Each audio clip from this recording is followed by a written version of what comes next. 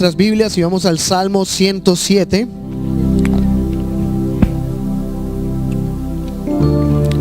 Pongan en su calendario también la fecha de abril 2. Abril 2 es un jueves, no este jueves que viene, sino el próximo. Y vamos a tener a el presbítero de la sección 8, o sea, la sección de aquí abajo de las iglesias de la UPCI. David Elms va a estar predicándonos. Así que abril 2, jueves en la noche, va a ser un servicio bien chévere, bien bueno. Va a estar con el presbítero David Elms con nosotros. Así que quiero que por favor háganme el favor, vengan. Él es una persona que yo respeto y admiro mucho. Y él es un amigo a nuestra familia. Y ese día él también va a hacer la presentación de mi hija Audrey. Así que vamos a tener, si algo, un tiempo chévere, ya que tomamos esa oportunidad para que él viniera a predicarnos. Así que vamos a tomar oportunidad. Yo sé que ustedes van a ser bendecidos por el ministerio de David Elms. Y por ahora vamos entonces al Salmo 107, versículo 1.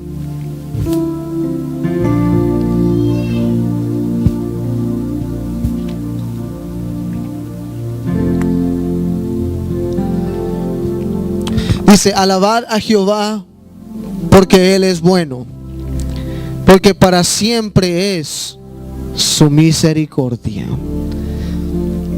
Alabad a Jehová porque Él es bueno. Eso ya sería suficiente, ¿no? Porque Él es bueno. Ahora el problema es de que no están todos convencidos que Dios es bueno. Aleluya. Hoy quiero hablar sobre esto. Dice: Dios es bueno. Vamos a hablar sobre este tema. Dios es bueno. Vamos a orar. Señor, te damos gracias por tu palabra. Guíanos hoy con tu palabra. Abre nuestros corazones a tu palabra para recibir de ti, en el nombre de Jesús. Puede sentarse mi hermano y mi hermana esta mañana. Ya tarde. Ahora, la escritura dice: alabar a Jehová porque Él es bueno. El jueves hablamos sobre el Euthyphro Dilemma. El dilema de Euthyphro. Ese fue un dilema escrito por, creo que fue Plato. Todos esos son nombres extraños, ¿no? Plato escribió sobre Euthyphro. Y este era un dilema muy famoso en el mundo escolar, en el mundo de Ivy League School, de las escuelas Harvard, Yale, Princeton, estas escuelas élites donde mantienen debatiendo el cristianismo, la Biblia, la veracidad de la palabra. Hay movimientos liberales que quieren instruir las mentes jóvenes de las generaciones que vienen con un pensamiento un poquito tirando hacia el ateísmo, universalismo, el relativismo y el pluralismo. El relativismo es de que todo es relativo. O sea, la verdad para mí no es la verdad para ti. Yo creo esto, tú crees esto. La verdad es relativa. Lo único que importa es que estemos de acuerdo en algo, pero en realidad los absolutos ya no existen, sino que todo es relativo. Ese es el relativismo. El pluralismo es de que hay una pluralidad de verdades, simplemente escoge una de ellas. Y eso es prácticamente lo que es más empujado en el mundo escolar hoy en día. Por eso, si uno es un cristiano, para uno entrar a una universidad, uno tiene que entrar bien preparado mentalmente, espiritualmente. No tiene nada. Es bueno ir a la universidad, es bueno coger sus carreras de doctor, abogado, lo que sea que Dios ponga en su camino. Pero entre en una escuela bien preparado, porque cuando usted entre allá, una de las agendas de muchos profesores es convencernos de que Dios no existe. Estoy hablando en Ivy League School, secular schools. Pero, por ejemplo, y no solamente en el mundo escolar, en el mundo cristiano también. Hay una persona que se llama Rob Bell. Era el pastor de una iglesia que se llamaba Mars Hill. Un hombre muy muy conocido en Estados Unidos, uno de esos mega churches. Él escribió varios libros y también escribió muchos videos que se llamaban Numa. Y Rob Bell hace poco salió, creo que sí, hablando con Oprah Winfrey. Tú ya sabes que cuando un cristiano va a un programa con Oprah, that's it. There's trouble happening. Es porque hay alguna alianza que se está haciendo. Y efectivamente era la verdad.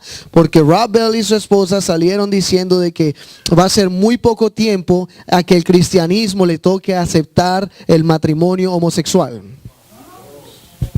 Entonces, no es solamente en el mundo secular, sino también hasta en el mundo cristiano se está empujando una agenda de olvidarnos de absolutos y permitir que la verdad simplemente sea relativa. Si tú crees que esto es bueno, hazlo. Si tú crees que esto es bueno, hazlo.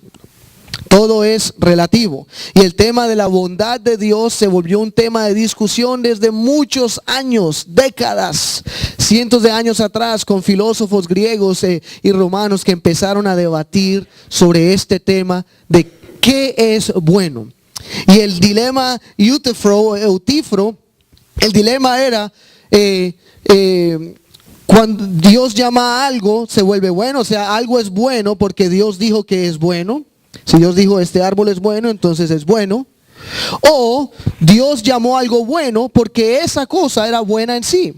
O sea, Dios miró, vio eso es bueno y dijo al resto de la creación, eso es bueno. ¿Por qué? Porque ya era bueno. Entonces el dilema era, ¿algo es bueno cuando Dios lo llama bueno? ¿O algo era bueno y porque era bueno Dios lo llamó lo que ya era? Entonces el dilema es, si algo es bueno porque Dios lo llama bueno, significa que la bondad es arbitraria, o sea que cada persona puede establecer lo que es bueno. Dios dijo eso era bueno, pero bueno, Dios, de pronto para mí eso no es bueno, es otra cosa. Y, o sea que la bondad es arbitraria. Y el otro tema es de que si Dios vio que algo ya era bueno y luego nos dijo a nosotros que eso era bueno, significa que la bondad es independiente de Dios. O sea que hay cosas que son esencialmente buenas, independientes si Dios las llame buenas o no. O sea que la bondad es independiente de Dios. Por lo tanto, podemos ir alrededor de Dios a la bondad. Y no hay necesidad de tener Dios. Y ese era un dilema por cientos de años sobre cómo resolver el dilema. ¿Qué es bueno? Pero luego muchas personas ya han venido a resolver este problema. La primera mentira es de que no hay un dilema. Esa es la primera mentira. Lo que yo le digo a usted que dilema es una palabra seria en el mundo escolar. Porque si algo que dice que es un dilema serio. Y el dilema era en el mundo religioso del estudio de éticas y religión existe. Este dilema es serio, existe. De verdad, ¿qué es bondad? Se puede ser bueno sin Dios. Y ese es un dilema serio, pero la verdad es que este dilema rompe todas las leyes de los dilemas. ¿Por qué? Porque para que algo sea un dilema, tiene que ser como lo dije el jueves. Otro famoso filósofo que dijo, ser o no ser. Eso sí es un dilema. Porque es o A o no es A. Es ser que es A o no ser, o sea, no A. Él no está diciendo ser o ser otra cosa. No es A o B, es A o no es A. Así son los dilemas. Cuando usted tiene un dilema personal, ¿voy o no voy? Y el problema con este Euthyphro dilema es de que no es un dilema, sino que es un multiple choice, es A o es B. Y si es A o es B, ¿por qué no C, D, F, J, K? ¿Quién decidió que era B? Y ahí es donde empezamos a perseguir conejos por todo lado. El problema es de que en realidad no hay un dilema. La escritura ya nos dijo la respuesta. Dios no llama a algo y este algo se vuelve bueno. Dios no dice eso es bueno, por lo tanto es bueno. Y Dios tampoco mira lo que ya es bueno y nos da a conocer lo que ya es bueno. No, hay una opción tercera y por lo tanto no es ni siquiera un dilema. Y es lo que dice en el Salmo 107 versículo 1. Cuando el mismo salmista nos da la respuesta, dice: porque Él es bueno. Él es bueno. Él no tiene que escoger lo que es bueno. Él no mira a la tierra y mira lo que ya es bueno. Él no nombra cosas y las vuelve buenas. Dios en su naturaleza, en su esencia, Él es bueno. Y todo lo que Él hace es bueno. Aleluya. Todo lo que Él es bondad. Su naturaleza es bondad. Su naturaleza es ser bueno. Entonces, cuando tú miras la creación, los primeros días de creación, dice, y Dios vio que era bueno. Amén. Todo lo que Él hace es bueno. Aleluya. Su creación es buena. La obra de sus manos es buena, porque Él es bueno. Sin Dios no hay bondad. Sin Dios no hay bondad en la tierra. Hoy en día hay gente buena que no cree en Dios. ¿Por qué? Porque creen en la bondad de Dios. Puede que no crean en el nombre Jesús o tengan la revelación de que necesitan a Dios como su salvación. Sin embargo, creen que la bondad existe, que hay bondades absolutas como no podemos matar gente, no debemos robar, no debemos mentir, ¿verdad? Son verdades absolutas. ¿De dónde las sacamos? De Dios. Porque Él es bueno y nos ha entregado de su naturaleza a nosotros. Amén.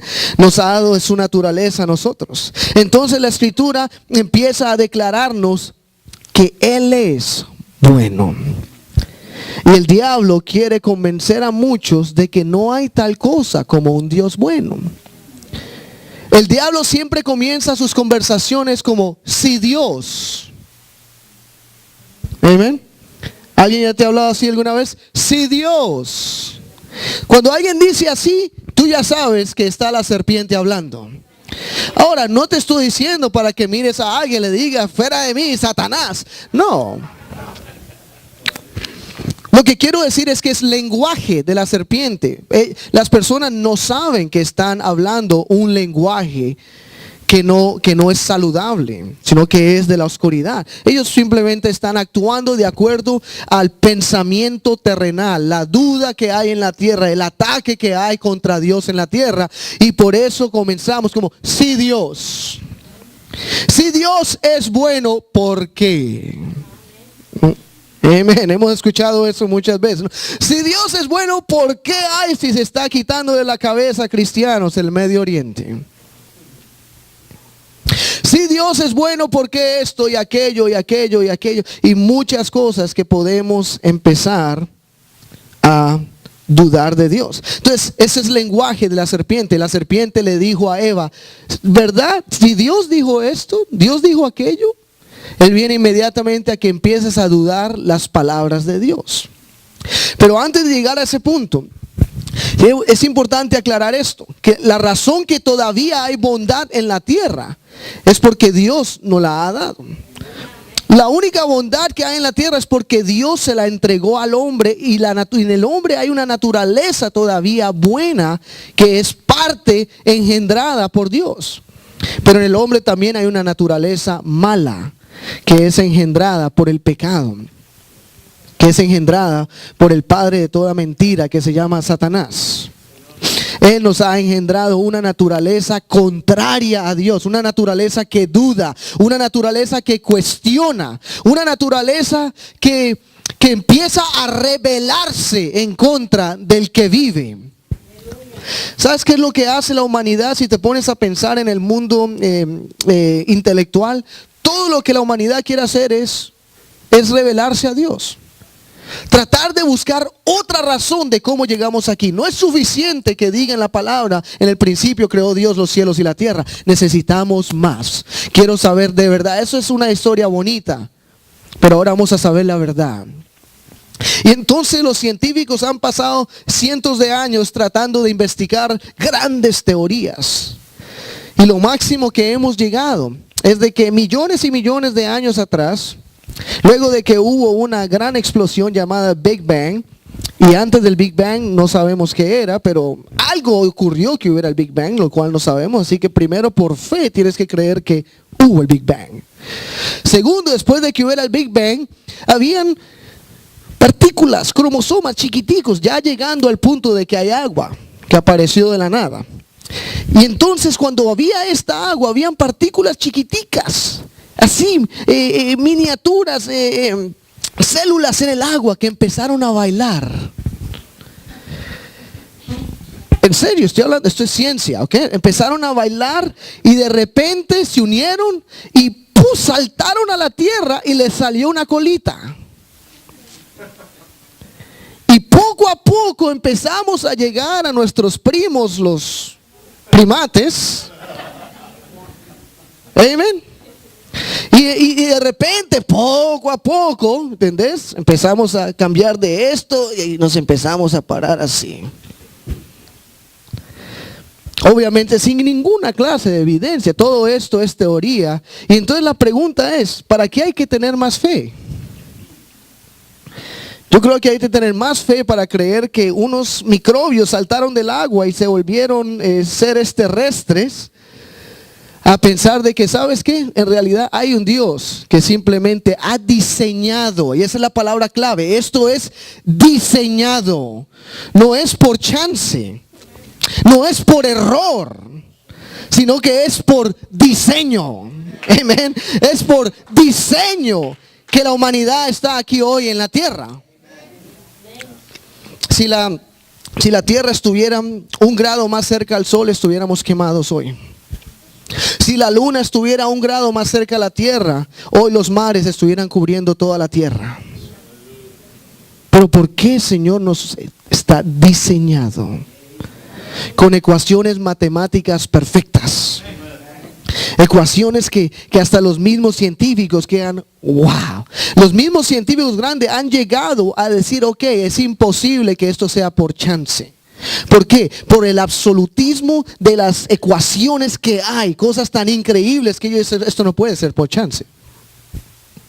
Y las cosas que empezamos y la evidencia que empezamos a ver en la tierra son cosas increíbles que la humanidad empieza a analizar en la creación. Por eso la misma Biblia dice que los cielos declaran la gloria de Dios. La creación dice Dios es grande. La luna, las estrellas y las galaxias dicen, wow, ¿quién hizo esto? Merece toda alabanza, honra y gloria. Aleluya. Porque esto es grande lo que Dios ha hecho. Esa es la creación. Aleluya.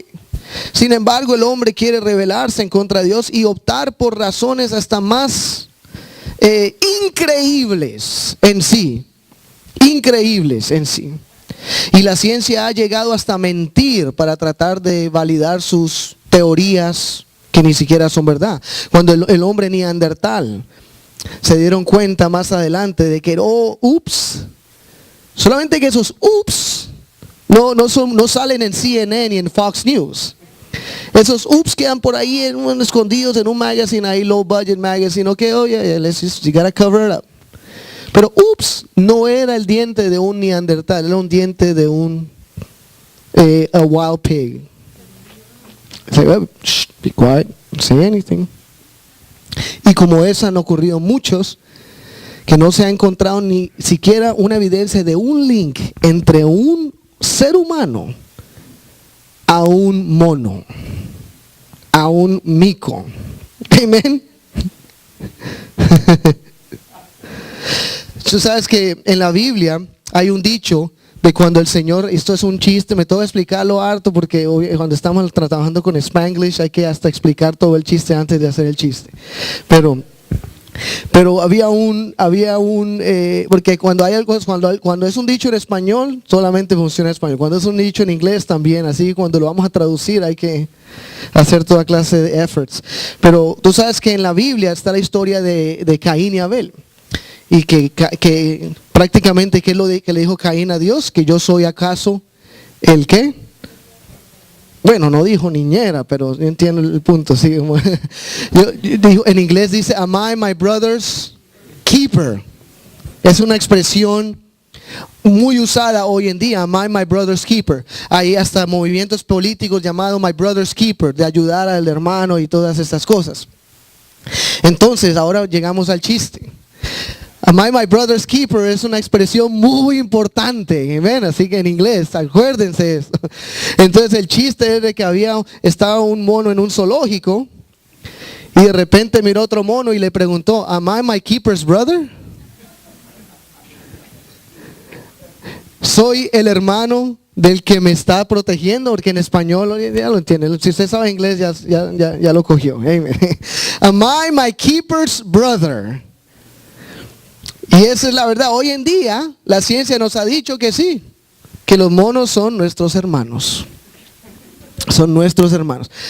I'm sorry, eso requiere mucha fe para yo creer que hay alguna clase de unión en eso. Yo prefiero optar de que Dios creó las ballenas, creó los delfines, creó las aves, creó los dinosaurios. Amén. Creó todas estas cosas y luego creó al ser humano en su imagen y semejanza. ¿Cuál semejanza? La de Jesús. Amén.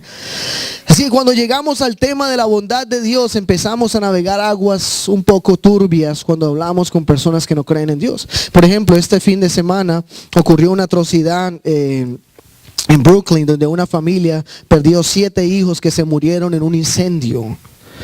Y este fue un incendio en Brooklyn y era una familia judía ortodoxa que, observando el día sabático, como lo hacen por años, toda su vida, dejaron la estufa prendida y en la mitad de la noche la estufa malfuncionó y quemó toda la casa y se murieron 7 hijos. Solamente se escapó la madre y un niño de 14 años. Eran un total de 8 hijos en la familia. Y entonces, otra vez podríamos decir, si Dios es bueno, ¿por qué ha ocurrido esto?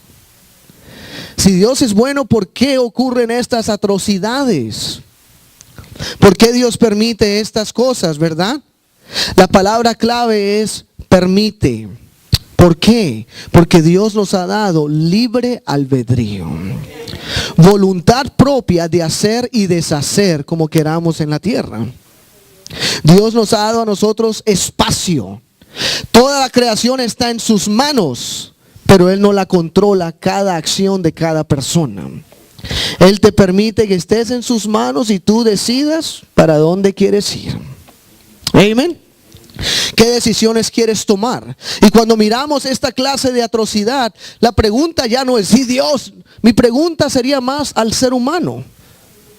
¿Por qué tenemos que seguir leyes de hombres las cuales crean oportunidad para estos desastres? Amén. Porque es una ley de hombre el decir no se pueden prender electrodomésticos antes de que caiga el sol el viernes hasta el otro día que caiga la noche. Antes de que caiga la noche el viernes hasta el otro día que caiga la noche el sábado, no puedes prender ningún electrodoméstico. Así que los judíos ortodoxos, como buenos ortodoxos, crean leyes también para irse por encima. En inglés se dicen loopholes. Para tratar de seguir viviendo normalmente con leyes tan difíciles como estas en una civilización moderna. Entonces dicen, la única forma es que se prenda el electrodoméstico antes del día sabático y se quede prendido todo el sabático para esto. Amén. Ahora, yo estoy en el mundo electrodoméstico. Nosotros vendemos electrodomésticos con modo sabático. El único problema aquí es de que esto era un low budget appliance que empezó a hacer cortocircuito. Una familia no va a tener dinero para comprar un horno de $4,000, $5,000. Entonces tienen ese stovetop y con eso es lo que cocinan durante el día sabático. ¿De qué es el error? ¿Es de Dios? No. El error es simplemente humano. Simplemente humano. Y como ese error hay muchos en la creación que crean atrocidades. ¿Por qué hay cristianos siendo decapitados en el Medio Oriente? Porque hay el mal. Porque existe el mal, lo diabólico. Están las obras del enemigo que están persiguiendo al bien y quieren hacerle mal a la humanidad. ¿Por qué todo esto, Señor? Es producto del pecado. Así que vivimos en un mundo de oscuridad y la oscuridad no es por Dios. Amén. Vivimos en un mundo de que el hombre escogió su camino. Y Dios nos dejó a nosotros libre albedrío. Cada persona aquí tiene libre albedrío y tú puedes decidir si quieres seguir a Dios o no. Tú puedes decidir si quieres hacer el bien o el mal. La decisión está en ti. Y cada decisión trae también consecuencias. Amén. Y también al bien, a la persona que siga a Dios no le va a salir todo color de rosa. ¿Por qué? Porque simplemente la adversidad existe en la tierra. El conflicto existe en la tierra. ¿Sabes por qué? Porque Dios nos está acordando que esto no es el paraíso. Esto no es el cielo. Esto no es el final de todo. Esto es un lugar de imperfecciones. Esto es un lugar donde es necesario que haya intervención divina. Este es un lugar donde existe la oscuridad y el pecado y el Dios de este mundo, el cual la Biblia llama Satanás. Por lo tanto, necesitamos la luz y la salvación. Amén. Ahora, después que la salvación venga, el Señor nos va a llevar a un lugar perfecto. Y en ese lugar la Biblia ya declaró cómo será allá. Mientras tanto, aún estamos aquí. Entonces, para mí no es una pregunta tan difícil que alguien me pregunte por qué esto, por qué aquello, por qué hay maremotos, terremotos, todas estas cosas. ¿Por qué? ¿Por qué? ¿Por qué? ¿Por qué? Porque todo está en este momento fuera de control. La humanidad está fuera de control. La naturaleza está fuera de control. ¿Verdad o no? Los leones comiéndose a los antílopes. Eso es fuera de control. Uno no puede andar por la sabana de África tranquilamente a coger un picnic. No. ¿Por qué? Porque la naturaleza está fuera de control. Está llena de violencia. Y la misma naturaleza declara la violencia que hay en la creación. Por eso Romanos 8 nos dice que la creación está sujeta. Ahora, toda la creación está sujeta a esta perdición. No es solamente el ser humano, es todo. ¿Sabes que también está fuera de control? Los vientos están fuera de control, los mares están fuera de control. Todo esto son indicios de que estamos en un lugar ahora el cual está en peligro y necesita rescate. Y el rescate es eminente y profetizado por la palabra de Dios, el cual viene a su tiempo. Así que todo esto me da indicio de que hoy necesitamos estabilidad. ¿Qué es mi estabilidad? La Biblia llama la roca. La roca, Jesús, es mi estabilidad. En Él tengo estabilidad. En Él tengo seguridad. Amén. En Él tengo ayuda y consuelo en medio de un mundo lleno de inestabilidad. Pero una pregunta más difícil es, Señor, todas estas cosas ocurren a causa de la creación, de la humanidad, del pecado, del mal, todo esto ocurre. Pero Señor, ¿por qué creaste la serpiente en el jardín del Edén? Esa sería como ir ya al principio, al origen. ¿Por qué tuviste que poner esa serpiente ahí? Estaríamos contentos todos ahorita en el Edén si no hubiera esa serpiente. No solamente la serpiente, sino el árbol del conocimiento del bien y del mal. ¿Por qué, Señor? Un árbol ahí malo. Todos los árboles deberían de ser bonitos, nada más. ¿Por qué un árbol malo? Amén. ¿Por qué Satanás? ¿Verdad? ¿Por qué Satanás? Oh, no, pero es que Satanás era Lucifer. No. La palabra Lucifer está escrita solamente en la Vulgata de Jerónimo, y él fue prácticamente el que tradujo la Biblia de hebreo, griego, tradujo la Biblia a Vulgata. Creó la Vulgata en latín. Y la palabra Helel ben Shakar de Isaías capítulo 14 versículo 12 es donde está escrita el lucero, hijo de la mañana. En escrituras en español dice lucero. Varias diferentes escrituras ponen un nombre diferente. La Vulgata lo escribió Lucifer, hijo de la mañana. Lucifer, L chiquita, no L mayúscula. L chiquita, la original Vulgata. ¿Por qué? Porque significaba no un nombre propio, sino un lucero. ¿Cómo se dice lucero en latín? Era Lucifer. simplemente describiendo la palabra Helel del hebreo. Pero nunca fue destinado a ser un nombre propio. Cuando tú vas al libro y vemos los nombres propios en hebreo, todavía es parecido a inglés, a español. Miguel, el arcángel Miguel es Miquel en hebreo, y así. Sabemos en hebreo cuando hay un nombre propio. Pero Helel no es un nombre propio, es una descripción de algo brillante. Es una estrella, es algo que uno dice Helel, es una estrella brillante. Y era una escritura poética describiendo prácticamente la caída de un rey de Babilonia de esos tiempos. Ahora, cuando tú lees Isaías capítulo 14, versículo 12. Esto es una prosa poética. Dice, ¿cómo caíste del cielo, oh lucero? Si es, ya lo pone en español capitalizado. Cuando tú vas al hebreo no hay ningún nombre.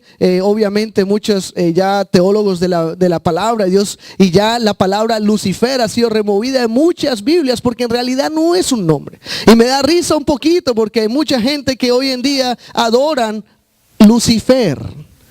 Son luciferos, Lucifer esto, Lucifer, que el Lucifer, todos estos son mitos de esos tiempos, los cuales entraron desafortunadamente al cristianismo. Cuando tú hablas con un rabino judío y le preguntas quién es Lucifer, dice, ¿quién? ¿Luci qué? No está en hebreo. ¿Quién es ese ser? Tú le preguntas, ok, el enemigo, el diablo, ¿cuáles son los nombres que hay? Él te va a decir, el único nombre que está en la palabra es Hasatán. Es el único nombre que está escrito en la Biblia hebrea, en todo manuscrito hebreo. No existe ningún otro nombre. Y tampoco existe ningún otro nombre repetido por ningún discípulo, ni Jesús, ni nadie. Esta era la única escritura en la cual se había entrado esta extraña confusión de un nombre. Hijo de la mañana, cortado fuiste por tierra, tú que debilitabas a las naciones. Ok, pero ¿cuál naciones? Si no era del cielo que se cayó de una guerra en el cielo que debilitó a las naciones allá arriba. ¿Cuáles naciones? Amén. Tú que debilitabas a las naciones. O ser un error de pronto a los ángeles del cielo. No, dice a las naciones. Pues se le está hablando a un reino, al reino de Babilonia. Tú que debilitabas a las naciones. Dice, versículo 13, tú dijiste en tu corazón, voy a ascender o subiré ¿a dónde? Pero si es Satanás, Lucifer ya estaba en el cielo. ¿Por qué voy a ascender al cielo? Amén. Esto es obviamente el lenguaje de un ser humano que va a ascender.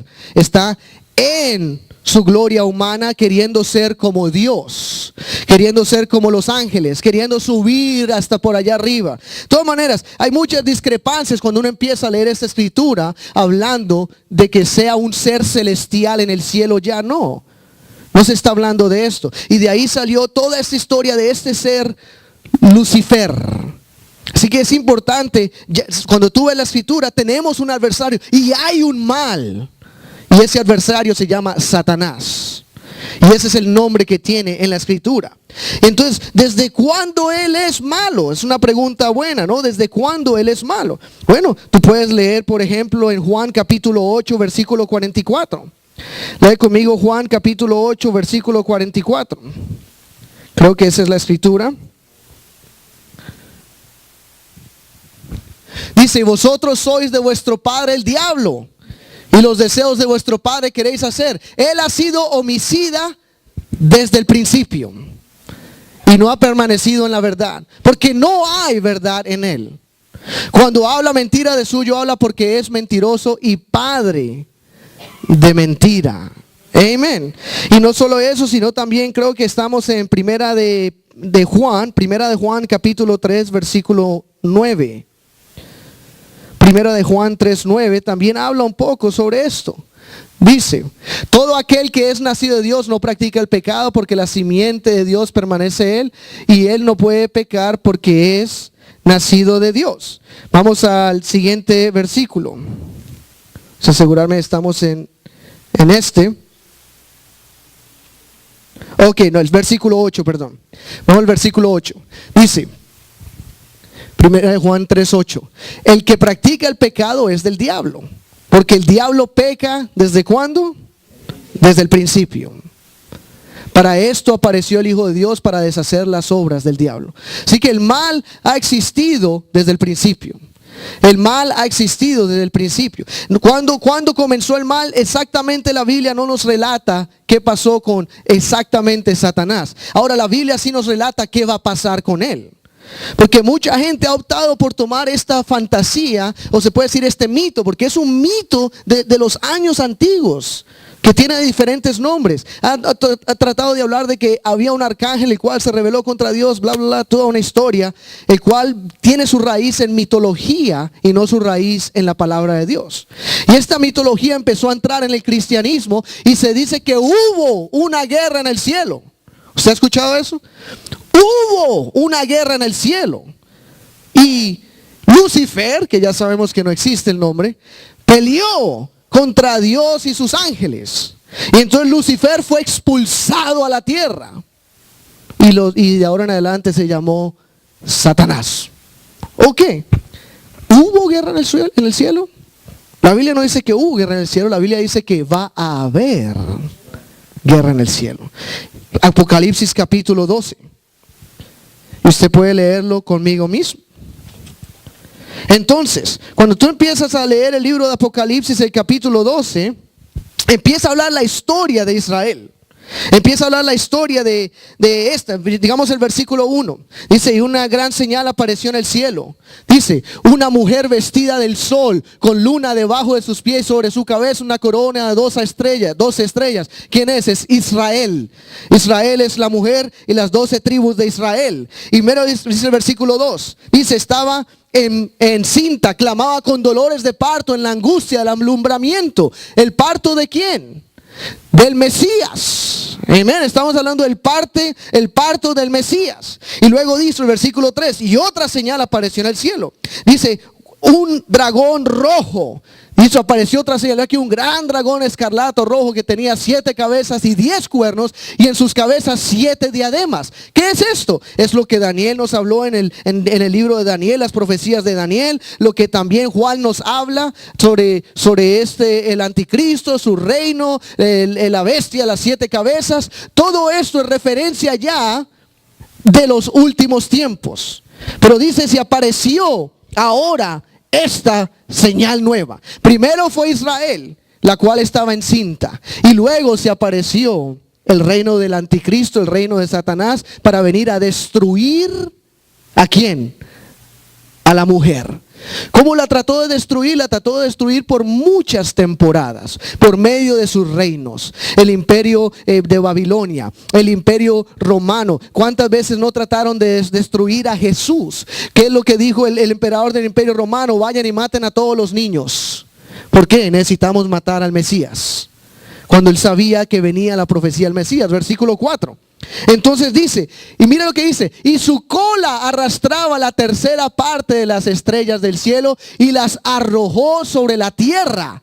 Y el dragón se paró enfrente a la mujer que estaba para dar a luz, a fin de devorar a su hijo tan pronto como naciese. Amén. Tan pronto como naciese. Versículo 5. Dice, y ella dio a luz un hijo varón, que regirá con vara de hierro a todas las naciones, y su hijo fue arrebatado para Dios y para su trono.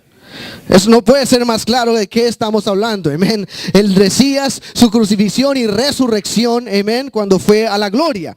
Y entonces, ahora mira el versículo 6. Dice, y la mujer huyó al desierto, donde tiene lugar preparado por Dios para que allí la sustenten por 1260 días. Esto ya es el lenguaje de los últimos días de la gran tribulación. 1260 días. Y luego dice en el versículo que sigue, versículo 7, después hubo. ¿Qué dice? Después. Escuche. ¿Cuándo? Dígalo conmigo. Después. ¿Después de qué? Después de la resurrección de Cristo. Después de que el Hijo subió al trono del cielo. Después hubo una gran batalla en el cielo. Miguel y sus ángeles luchaban contra el dragón y luchaban el dragón y sus ángeles. Versículo 8 dice, pero no prevalecieron ni se halló ya lugar para ellos. ¿Dónde? En el cielo. Ya no se halló más lugar para ellos en el cielo. Versículo 9 dice, y fue lanzado fuera el gran dragón, la serpiente antigua, que se llama Lucifer, y Satanás, que se llama Diablo y Satanás, el cual engaña al mundo entero. Fue arrojado a la tierra y sus ángeles fueron arrojados con él. ¿Cuándo va a suceder esto? En los últimos días de la gran tribulación, cuando Dios va a decir, ya no más tiempo para Satanás, ya no más fuerza para ellos, ya no más dominios para ellos. Simplemente Miguel ve y tíralos a la tierra ya. ¿Por qué? Él está diciendo, ya no van a tener acceso más al cielo. ¿Sabes por qué? Porque todavía lo tenían. En el libro de Job dice que un día vinieron los hijos de Dios, los ángeles de Dios, y con ellos Satanás. Y le dijo Dios a él, a Satanás, oh, ¿has considerado a mi hijo Job, a mi siervo Job? Satanás ahí en la reunión de los ángeles, delante del trono de Dios. Pero Señor, él fue tirado, expulsado, no puede estar ahí. Dijo, no, él va a ser expulsado. Él va a ser tirado. No va a tener más acceso a ningún lugar celestial. Va a ser tirado a la tierra en los últimos días. Y él va a saber que cuando eso suceda le queda poco tiempo. Poco tiempo a que sea tirado al lago de fuego. Y por eso sabemos que todavía la Biblia dice en el principio de Apocalipsis, dice que el Satanás nos acusa delante de Dios día y noche. Él te acusa a ti y a mí. Dice, Dios, mira lo que hizo. Si ves, yo sabía que ese era un bueno para nada. Mira lo que hizo. Y cada vez que Él nos acusa, el Señor dice, pero mira lo que yo hice. Aleluya. ¿Qué es? Tiene la sangre del Cordero. Aleluya. Por lo tanto, no hay mal que pueda llegarle a Él. No hay culpa ni condenación que pueda tener, porque ha sido cubierto con la sangre del Cordero. Pero Él aún todavía nos acusa, y usted siente esa acusación. Usted siente esa condenación. Todos la sentimos, porque eso es lo que Él sabe hacer bien. La Biblia dice que Él es el acusador de los hermanos. El acusador de los hermanos constantemente. Por eso el Señor llega un día que dice, no más, Miguel, tíralo afuera. No más, Miguel, tíralo, que no tenga más, córtale las alas, que queda ahí abajo en la tierra. Amén. Queda en la tierra como un escarabajo rodeando la tierra nada más. Y con su cola arrastrando la tercera parte de las estrellas. Significa que Él tiene sus secuaces, y los cuales van a perder autoridad, dominio. ¿Y cómo va a ser? Simplemente porque Dios dio la orden. Amén. Tenemos que entender que hay bien y el mal, pero el mal no es comparable al bien. El mal no es como decir lo opuesto al bien. No es como decir, de la misma fuerza que tiene el bien, el mal también tiene fuerza. El mal existe. El mal existe. La adversidad existe. Satanás existe. Todas estas cosas son verdad. Pero tenemos que darnos cuenta que de la misma manera el bien existe. Y sabemos que hay un conflicto no en el cielo, sino en nosotros. Hay un conflicto entre el bien y el mal. A veces no sabemos qué escoger, si escoger el bien o si escoger el mal. Ese conflicto está en nosotros. ¿Por qué? Porque tenemos carne, porque tenemos una carne pecaminosa. Amén. Y así que estas cosas existen en nosotros y existen en la creación. Entonces la pregunta, Señor Dios, ¿por qué existe el mal? ¿Por qué el árbol? ¿Por qué la serpiente? ¿Por qué el fruto prohibido? Y el Señor nos podría responder, porque yo soy bueno. Pero, si pudiera cruzar mis ojos, yo soy bueno. ¿Cómo así que yo soy bueno? Sí, porque yo te he dado libre albedrío. Tú sabes, toda la creación está basada en el amor de Dios. Dios nos creó, ¿sabes por qué? Porque nos ama. Él nos creó para una relación íntima. Y la base es el amor de Dios. Pero para que haya un amor verdadero, se necesita que haya libertad. Amor enjaulado no existe. Amén. Amor enjaulado no existe. Por eso el peor enemigo del amor son los celos. Tranquilo, pero mucha gente no sabe, no empiecen a... Por ahí vi codos y cosas saliendo. Ese es el peor enemigo del amor, son los celos. Porque es el mismo enemigo ahí metido. Amén. Y uno no ama a una paloma y así que la amo tanto y la tengo aquí enjaulada. Amén. Desafortunado, pero a veces existe. Dice, no, eso no es amor. Dios no lo hizo con nosotros. Él le dijo a Adán y Eva, todo esto es de ustedes. Hagan todo lo que quieran, solamente no toquen ese árbol. Amén. Solamente les dio una ley. Adán y Eva tenían una sola ley moral. Dices, pero ¿por qué Dios? ¿Por qué eso? ¿Por qué? Porque tiene que haber libertad de escoger. O sea que si no hubiera ese mal, ¿cómo pueden escoger el bien? Amén. Si no existe el mal, ¿cómo vamos a escoger el bien? ¿Cómo la humanidad va a poder decir, yo quiero a Dios, yo escojo a Dios, mi alma desea el bien, mi alma quiere el bien? ¿Cómo vas a ser un hijo de Dios si no puedes escoger? Amén. Así que para que haya el amor, para que sea amor verdadero, tiene que tener libertad. Y la libertad siempre crea la oportunidad del mal. Por ejemplo, muchos de ustedes tienen teenagers. Cuando un joven empieza a entrar en la edad de teenager, llega a cierta edad que va a tocar que darle un poquito de libertad. ¿Verdad? ¿Por qué? Porque no se puede tener un joven de 25 años atrapado en la casa. Aleluya. ¿Verdad? Llega a cierto punto que el amor debe llevarme a soltar un poquito. ¿Por qué? Porque amo a esta persona. Y si es amor verdadero, va a haber un poco de libertad. Pero esa libertad crea la oportunidad del pecado. ¿Verdad? Tiene la oportunidad de que haya el mal. Eso es lo que Dios se jugó con nosotros. Está la oportunidad de que hagan el mal, sin embargo, tengo que soltarlos. Y cuando hay la oportunidad del mal, entonces llega la necesidad del Salvador. Y por eso nos damos cuenta que al fin Dios es el que está en control. Así que toca que soltarlos un poco.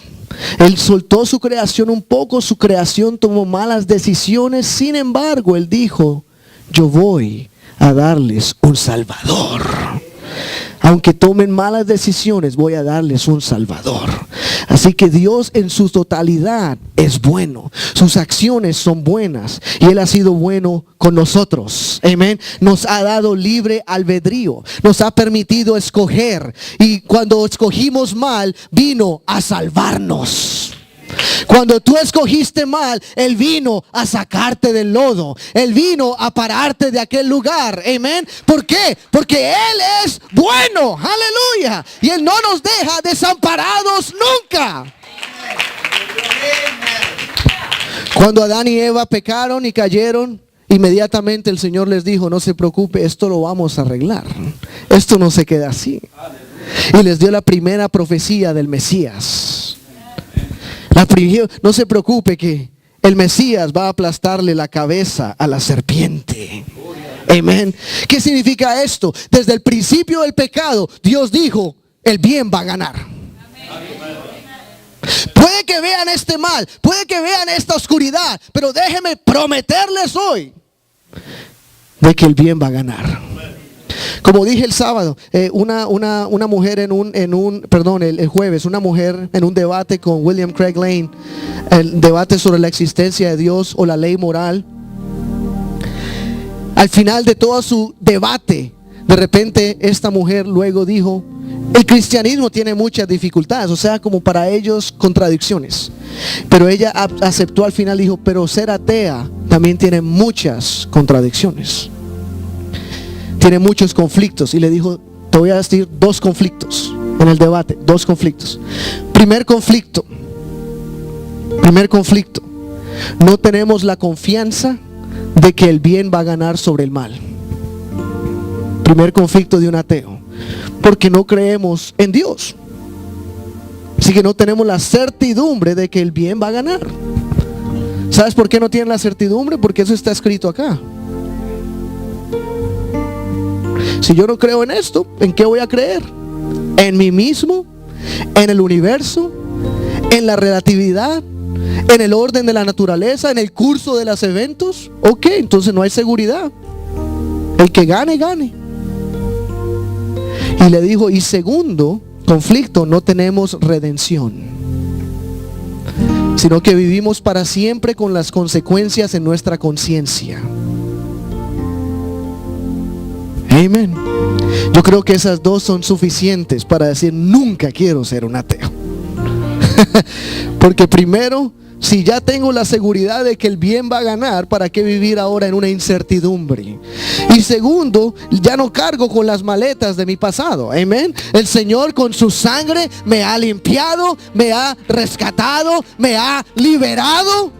Y no necesito cargar con nada. ¿Sabes por qué? Porque Dios es bueno. Y ha liberado mi mente y mi conciencia de toda cadena, de todo peso, de toda mala acción.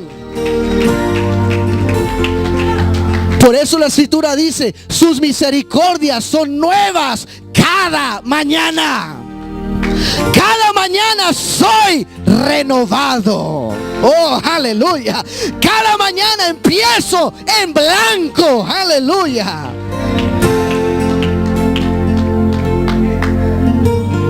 Aleluya.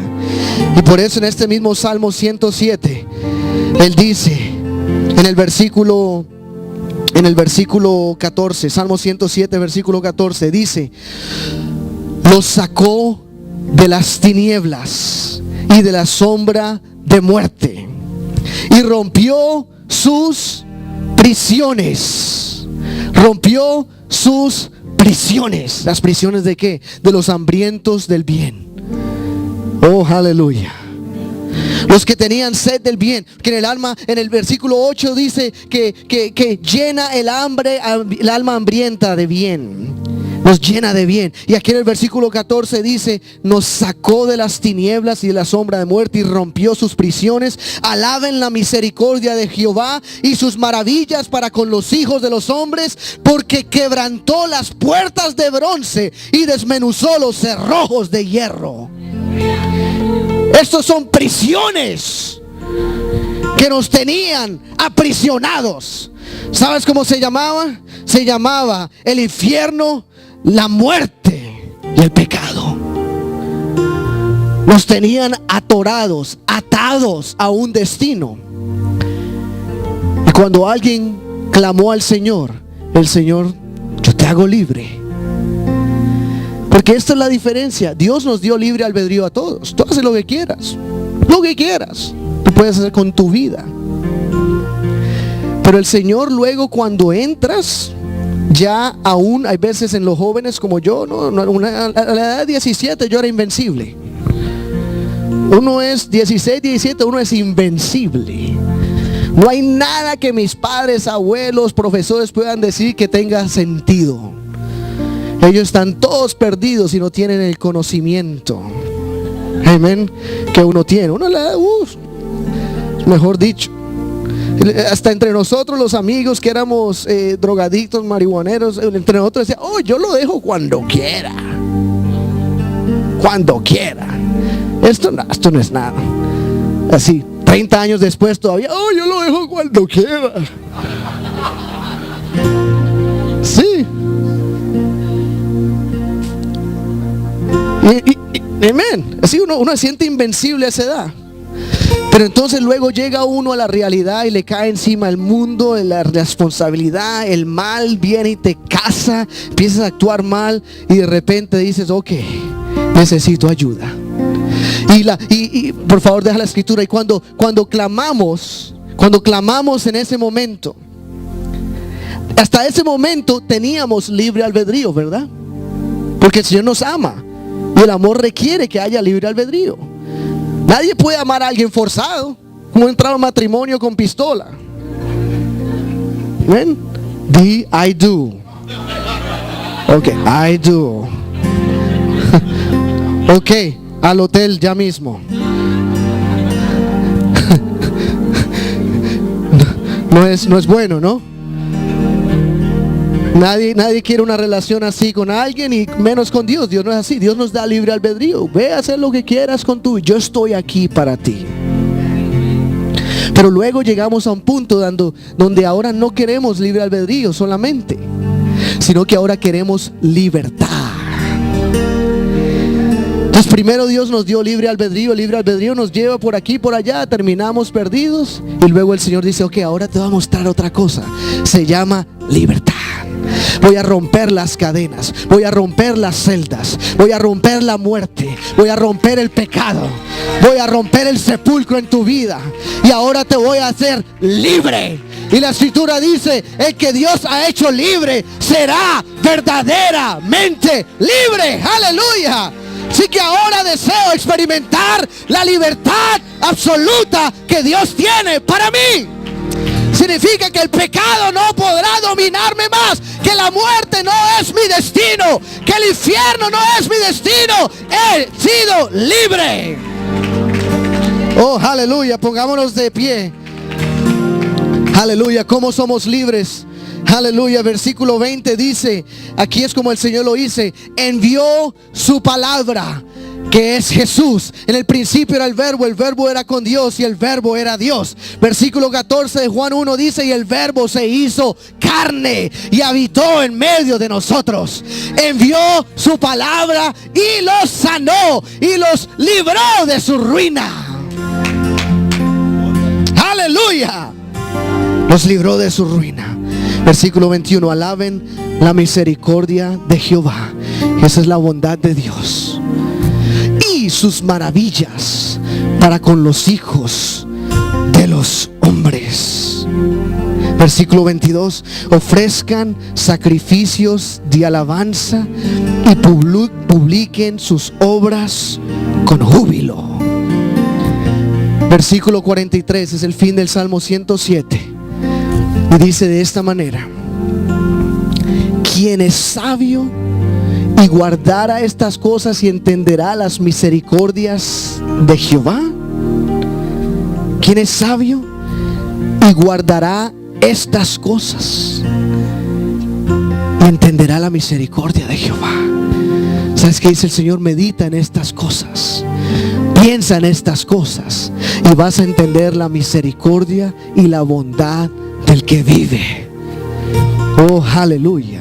Él está atento por ti, te ha dado libre albedrío, pero no solamente quiere darte libre albedrío, sino que quiere darte también libertad. Quiere que seas libre para siempre, que tu alma sea satisfecha con el bien de Dios, que tengas un destino seguro y certero en la gloria de Dios para siempre.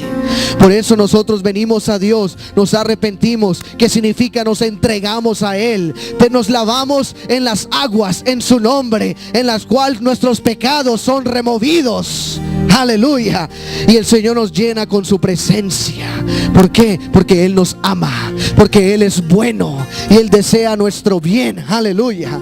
Si alguien tiene sed, si alguien quiere un poco de Dios, ven aquí adelante, este altar está abierto. Simplemente permite que el Espíritu de Dios trate contigo.